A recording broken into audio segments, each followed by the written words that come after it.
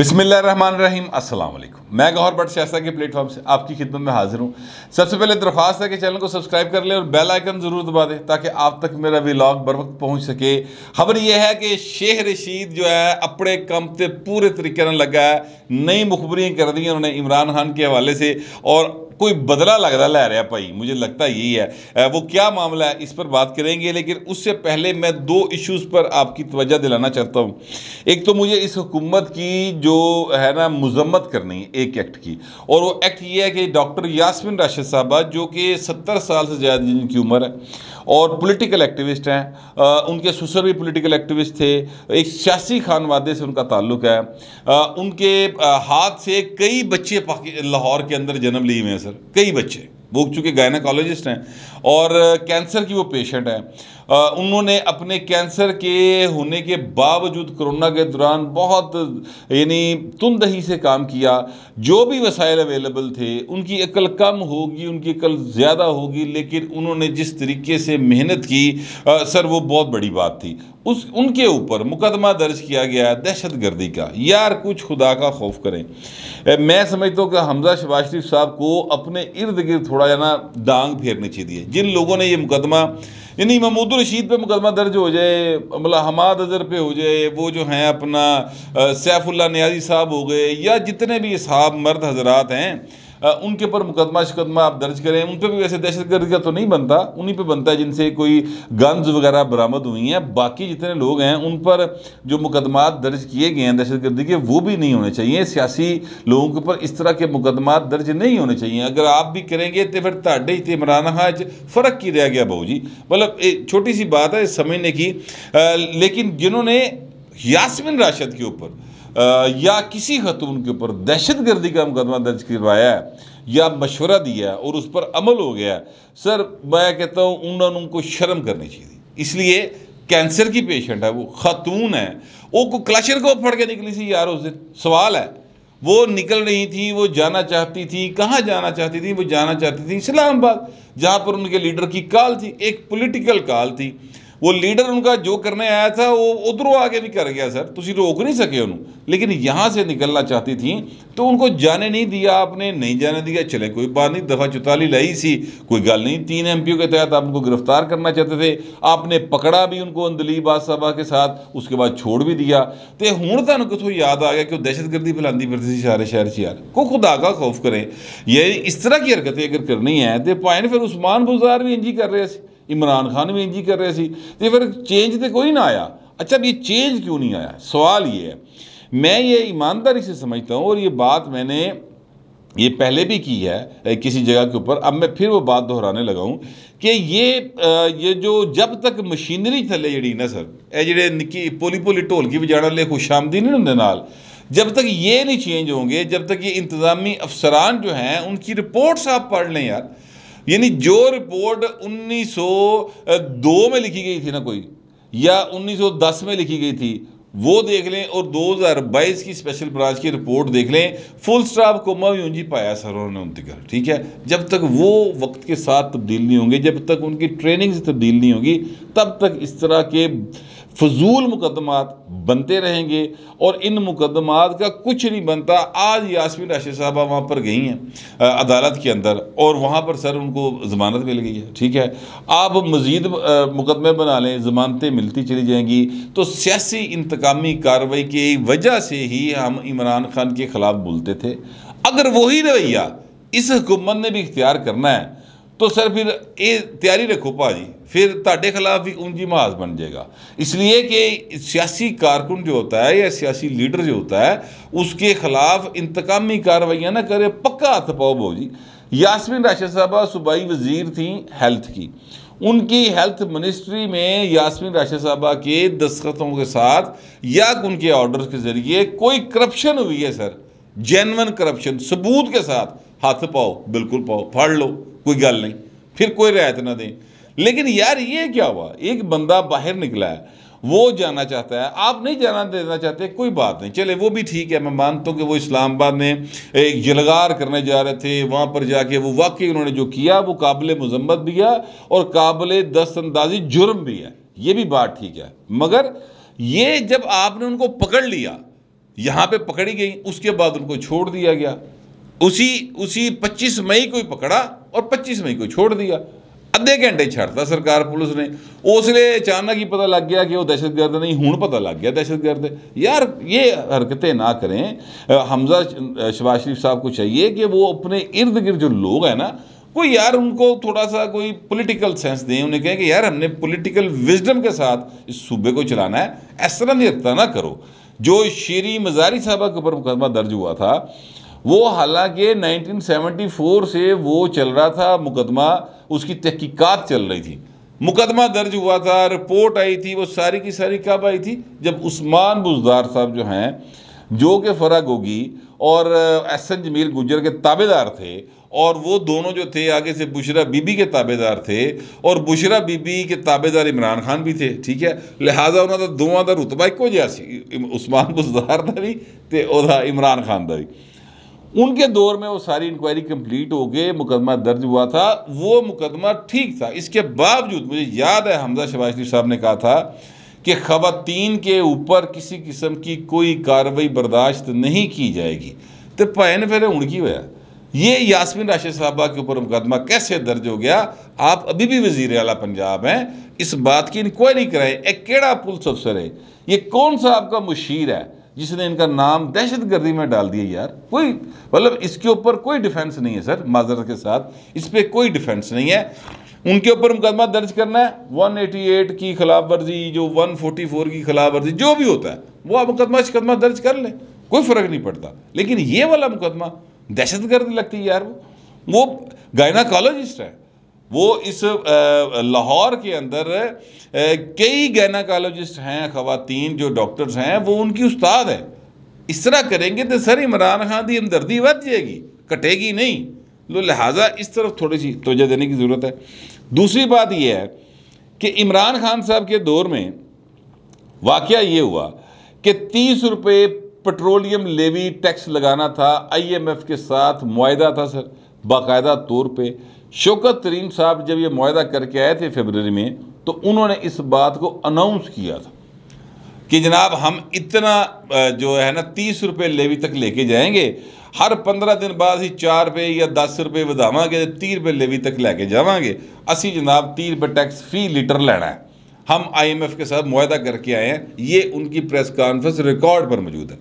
इमरान खान साहब ने उसके बरक्स 160 रुपये लीटर वाला पेट्रोल 150 रुपये पे ले आए और कीमतें फिक्स कर दी। नतीजा क्या निकला? नतीजा ये निकला कि इत्थे तो लोग मोटरसाइकिल ले, गड्डियां ले, मेरे नाल दे बेचारे सफ़ेद पोश तबका बड़ा खुश हो गया कि लो जी 10 रुपये घट गए। लेकिन उधर से हम IMF के प्रोग्राम से आउट हो गए। IMF के प्रोग्राम से आउट हुए तो हमें साढ़े तो सारी दुनिया ने मुंह मोड़ लिया। जितनी दुनिया के ममालिक थे उन सब ने हमें किसी किस्म का कर्जा देने से इनकार कर दिया। हमारी जो इकॉनमी है डामाडोल हुई इस वक्त, यानी बाकायदा तौर पर कम दी भी इकॉनमी जो है, जो किसी वक्त भी धड़ाम से गिर जाएगी, उसको लिए बहुत ज़रूरी है कि IMF के प्रोग्राम में रहें, ताकि दुनिया हमारे साथ कारोबार भी करे, हमें कर्जे भी दे और हमारी इकॉनमी किसी तरह को साह लेती रहे। इमरान खान साहब ने यह हरकत तब की कि वो पॉलिटिकली अपने आप को स्ट्रॉन्ग रखना चाहते थे।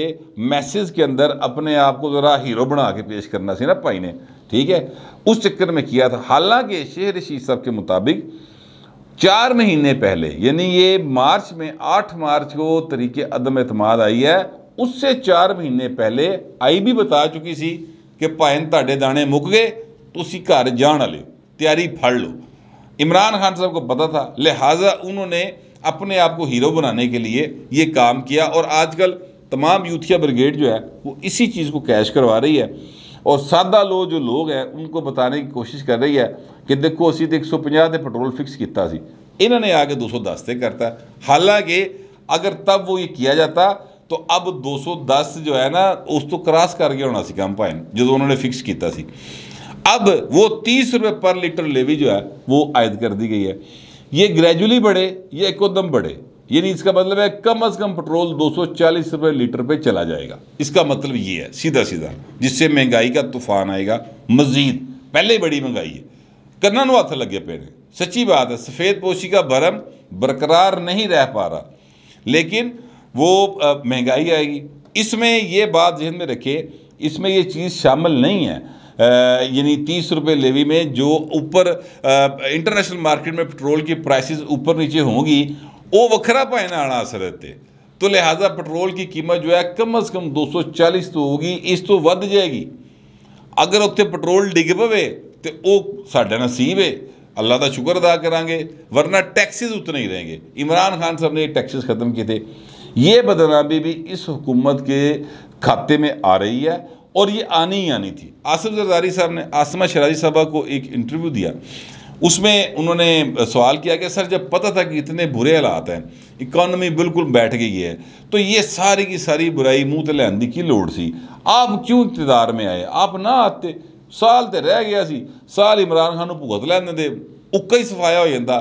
तो जरदारी साहब ने ये कहा कि अगर हम देख रहे थे कि मुल्क डूब रहा है और हम अपनी सियासत बचाने के लिए बैठे रहते और मुल्क डूब जाता, तो फिर इसका मतलब है हमें सियासत नहीं करनी चाहिए, हमें फिर पाकिस्तान से मोहब्बत के दावे नहीं करने चाहिए, हमें फ्रंट पे आके इस मुल्क को बचाने के लिए कोशिश करनी चाहिए।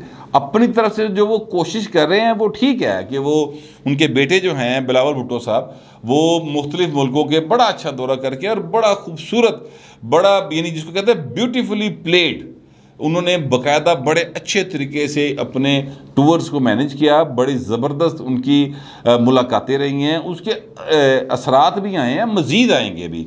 अभी तो मैं आपको पूरी बात इसलिए नहीं बता रहा कि गल ये किसी पास पक्की हुई नहीं, यानी वैसे गुफ्तगू की हद तक वो चीज़ें काफ़ी बेहतर हो गई हैं, लेकिन जब वो चीज़ आ जाएगी तो फिर सबको साए ऑफ रिलीफ आएगा।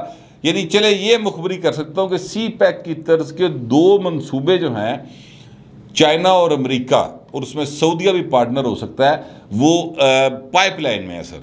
तो यानी ये 60 अरब डॉलर के 2 मंसूबे जो हैं वो प्लान किए जा रहे हैं, और इस पर इनिशियल जो है वो एक यानी कह लें कि एग्रीमेंट हो गया, इनिशियल इत्तेफाक कर लिया गया असूली तौर पर कि ये करना है, लेकिन अभी उसकी बाकी निटी गिटी तय हो रही है और चीज़ फाइनल मुआहदा अभी नहीं हुआ। तो वो बिलावल साहब उस काम पर लगे हुए हैं, शहबाज शरीफ साहब ज़ाहिर है ऑन बोर्ड हैं, नवाज शरीफ साहब इस काम के लिए अपनी जो सऊदी अरब के साथ उनके ताल्लुकात हैं उनको इस्तेमाल कर रहे हैं, तो ये क्रेडिट ज़ाहिर है इस सारी तादी हुकूमत को जाएगा। तो जरदारी साहब ये कह रहे थे कि यार मुल्क डुब रहा हुए तो मैं साइड से बैठ के बांसुरी बजाई जावा, मतलब ये तो कोई तरीक़ेकार नहीं था, मुझे आगे आना था और आके मुल्क को बचाने की कोशिश करनी थी। ये बात दुरुस्त है, इस बात में कोई शुबे की बात नहीं कि ये करना चाहिए था, ये किया है। मेरे ख्याल में ये लेट किया, ये काम पिछले साल भी हो सकता था, लेकिन मुस्लिम लीग नवाज जो है वो मौलाना फजल रहमान दा दाना चुग गई और जरदारी साहब और बिलावल साहब उन्होंने कहा था कि नहीं तू साढ़े चो नहीं है, असी तुहाडे लई मर गए, तो साढ़े लई मर गए। ये उस वक्त सियासी तौर पर उन्होंने कहा था। नतीजा ये निकला कि इमरान खान को 1 साल मज़ीद मिल गया इस मुल्क के मुकद्दर के साथ खेलने का, और मुल्क वो इस हाल में छोड़ के गए हैं कि सर कोई मतलब समझ नहीं आ रही किसी ने भी, यानी हुक्मरानों को तो नहीं आ रही, अवाम को भी बिल्कुल कोई समझ नहीं आ रही कि केड़े पास जाइए तो मंजी की छड़ाइए। यानी इतने पैसे भी नहीं होते लोगों के पास कि वो अपना तन प्रॉपर से ढांप सकें। ये मुस्तकबिल मैं देख रहा हूँ, लेकिन ये 3 महीने मुश्किल हैं। 3 महीने के बाद कहा जा रहा है कि चीज़ें बेहतरी की तरफ जाएंगी, अल्लाह करे वो चली जाए। इसी महंगाई को कैश कराने के चक्कर में इमरान खान साहब जो हैं वो नवी वारदात से निकलने वाले हैं। ये मुखबरी जो है ये शेर रशीद साहब ने की है। ये शेर रशीद साहब जो है ना सर, ये ड्यूटी पे होते हैं, मैं कई बार ये बात कह चुका हूँ, और बड़ी सोहने तरीके ड्यूटी करता है, शक नहीं पैन दिंदा। जिदे खिलाफ उन्हें काम करना होंगे, जिदी मुखबरी कर रहे हैं उन्हें शक नहीं पैन दिंदा, लेकिन इमरान खान को शक पड़ गया, लगता है उनको किसी मोकल ने बता दिया। लिहाजा शेर रशीद साहब जो है ना वो अब इमरान खान की गुड बुक्स में उस तरह से नहीं रहे। जो हैं अपना गेट नंबर 4 के साथ ताल्लुकात बनाने की, उधरों को खिड़की खोल जावे को उधरों सानू झाती मार के आवाज़ मार ले, वो काम उन्होंने परवेज़ खटक साहब को दे दिया। शेर रशीद साहब ने अपनी खिदमात कई बार पेश की हैं, लेकिन इमरान खान ने उनको लिफ्ट नहीं कराई। शाह महमूद कुरैशी से भी कहा है कि नहीं भाई तू भी फिलहाल साइड से हो गया, तेरे ते भी मैनू शक पै गया। फवाद चौधरी और जो एक दो इस तरह के और लोग हैं, उनका इतना कैलिबर नहीं है कि जिस हालात में इमरान खान और इस्टेब्लिशमेंट के ताल्लुकात चले गए हैं वो वहाँ पर जाकर कोई रोल प्ले कर सके। अभी वो इस लेवल पर नहीं पहुँचे। शेर रशीद साहब जो हैं ये वो शख्सियत हैं जिनको इमरान खान कहते थे मैं अपना चपड़ासी भी ना रखूँ, फिर वज़ीर दाखिला रखिया, ठीक है। अभी इमरान खान साहब उनको चपड़ासी के तौर पर रखने को तैयार नहीं है, पर शेर रशीद अपने काम तो लगा जी। मुखबरी सर उन्होंने दो की। एक मुखबरी तो उन्होंने ये की है कि जनाब इमरान खान जो हैं वो अपोजिशन में बैठने के लिए तैयार हैं। ये शेर रशीद साहब ने कल एक रैली से खिताब करते हुए ये बात की है। जुमला उनका जो है वो ये है कि शेर रशीद ने कहा कि अपोजिशन में बैठने के लिए भी तैयार हैं। ये अब शेर रशीद ने तो अपोजिशन नहीं ना बैठना, सिर्फ कल्ला तो नहीं जाएगा अंदर। इसका मतलब है कि वो इमरान खान की तरफ से कह रहा है कि भाई जी मनिया पे जे थोड़ा जा उन्होंने जरा एवं चारा चूरा पाओ, को गलबात खेलो तो वो आ जाएगा वापस असम्बली में। वो ये एक्चुअली मुखबरी कर रहे हैं और इमरान खान के हिसाब शल हुए पड़े हैं। अब उनके पास जो है ना सियासत करने के ज़्यादा मौके फ़िलहाल उन्हें नहीं मिल रहे। उनका जोश वलवला जो है वो सिर्फ अब बनी गाला ही निकल रहा है, या वो अब इलेक्शन होगा आगे ज़ाहिर है तो वो उन्होंने डिसाइड किया है कि वो जाके उन जलसों से, इंतखाबी जलसों से खिताब करेंगे तो उत्ते को अपना सुधा सुधा बेचने की कोशिश करेगा। वैसे तो आज शाम को जो है वो आंटीज़ जो हैं जिनके 25-25, 30-30 हज़ार रुपया मेकअप पे लगता है तब वो काबिल दीद होती हैं, और वो अंकल्स जो 25-25, 30 हज़ार रुपये की अपनी जो है ना कपड़े बनवा के तो वो जाते हैं। आज शाम को लाहौर में कोई 5-6 बजे के करीब वो मुजाहरा लिबर्टी चौक वाले पासे कितने करेंगे। ये एक अदाकारा हैं, उनका मैंने क्लिप देखा है, वो ट्विटर के ऊपर वायरल हुआ है, तो वो वहाँ पर सारे लोग मौजूद होंगे। अदाकार जो हैं उन्होंने बड़ा सर महंगाई का मसला बन गया। अंदाज़ा लगाएं कि महंगाई बहुत हो गई है। ये अदाकार जो है ये सर इन्हों की ਜਿਹੜਾ ਹੁੰਦਾ ना मतलब लिपस्टिक ਉਹਦੀ कीमत ਦੇ ਵਿੱਚ ना गरीब के घर की पूरी ग्रॉसरी पै जाती सर। ये अदाकाराएँ गुरबत के ख़िलाफ़ और महंगाई के ख़िलाफ़ जो है ना वो मैदान अमल में आ रही हैं PTI के प्लेटफॉर्म से। चले चले कोई बात नहीं, आ रही हैं, ये भी शौक पूरा करके देख लें। इमरान खान दो रही दुध ते शहद दी नहर बह रही सन ना, उधर उन्होंने महंगाई नज़र नहीं सी आती। बहरहाल वो सियासत में हिस्सा ले रही है, अच्छी बात है, फ़नकारों को सियासत में हिस्सा लेना चाहिए, लेकिन को थोड़ी लेंथ दुरुस्त कर लें, वो मेरा ख्याल नहीं है। दूसरी मुखबरी जो है शेख साहब ने ये फरमाई है कि जनाब अन करीब इमरान खान जो है वो इस्लामाबाद में महंगाई मार्च से करेंगे और फैज़ाबाद से वो रैली की क़यादत करेंगे। अच्छा, अभी तक इमरान खान की तरफ से, अभी तक PTI की तरफ से ऐसी कोई बात सामने नहीं आई। शेर रशीद साहब ने ये मुखबरी खड़का दी भाजी कि वो करन चला जाए। अच्छा, मैं आपको अर्ज़ करूं कि शेर रशीद की मुखबरियों पर मैं यकीन क्यों करता हूं? इसलिए करता हूं कि शेर रशीद साहब ने जितनी बातें इमरान खान के हवाले से की हैं ना कि वो मुस्तकबिल में ये करेगा, वो ये करेगा, वो ये करेगा, यकीन जानिए वो सारी की सारी बातें दुरुस्त साबित हुई हैं। इमरान खान ने एज़ इट इज़ अमल किया। इसका मतलब ये है कि शेर रशीद पक्की मुखबरी दे रहा है। जहाँ उसने मुखबरी एक्चुअल देनी होती है अंदर खाते की रिपोर्ट, ठीक है, वो अंदर खाते की रिपोर्ट अभी तक शेख साहब से वसूल नहीं की जा रही। कई बारी गेट नंबर 4 के बाहर गए ने, उत्थे जाके उन्हें कई बारी आवाज़ा मारियां ने, बूहा खड़काया, किसी ने खिड़की नहीं खोली। वो खिड़की में इसलिए कहते हैं वड्डा जा बूहा होंदा ना तो एक छोटा जा बूहा होंदा जो सिर झुका के लंघी दा, वो शेख रशीद साहब के लिए नहीं बूहा खुला, लिहाजा उसका मैंने नाम खिड़की रखा हुआ है। तो वो शेख साहब जो हैं वो मुखबरियाँ कर रहे हैं कि जनाब मैं तो दसना मैं न्याय करना जे, हालांकि उनके पास पक्कियाँ रिपोर्टां डायरैक्ट बराह रास्त ही जा रही होंगी। अब वो 60s और 70s का या 80s का दौर तो नहीं है। अब तो टेक्नोलॉजी सर बहुत एडवांस हो गई है, मोबाइल बंद भी कर दो तो आवाज़ सुन सकते हैं सुनने वाले, तो चीज़ें बहुत आगे चली गई। पर शेख साहब अभी तक वो पुराने दौर के खिलाड़ी हैं, तो उसी तरह से चल रहे हैं। बल उनकी मुखबरियों का फ़ायदा मीडिया को ज़रूर हो जाता है, उन्हें पता चल जाता है कि इमरान खान क्या करने जा रहे हैं और क्या नहीं। शेख साहब ने ये 2 मुखबरियाँ ताज़ी की हैं। माजी की मुखबरियाँ इमरान खान के हवाले से दुरुस्त साबित हुई हैं। ये वाली मुखबरियाँ कितनी दुरुस्त होंगी? एक तो अपोजिशन में बैठने वाली कि वो उसमें के लिए तैयार है, और दूसरा महंगाई मार्च वाली, ये अगले चंद दिनों में पता लग जाएगा सर। ए घोड़ा का मैदान है। मेरा ख्याल है कि शेख साहब की ये दोनों खबरियाँ दुरुस्त है, इसलिए मैंने आप तक पहुँचा दी हैं। हो सकता है आपका ख्याल मेरे ख्याल से मुख्तलिफ हो, लेकिन जो भी आपका ख्याल होगा लिख ज़रूर दीजिएगा, मगर ज़रा तहजीब के साथ। फिलवक्त इतना ही, मिलते हैं अगले व्लॉग में।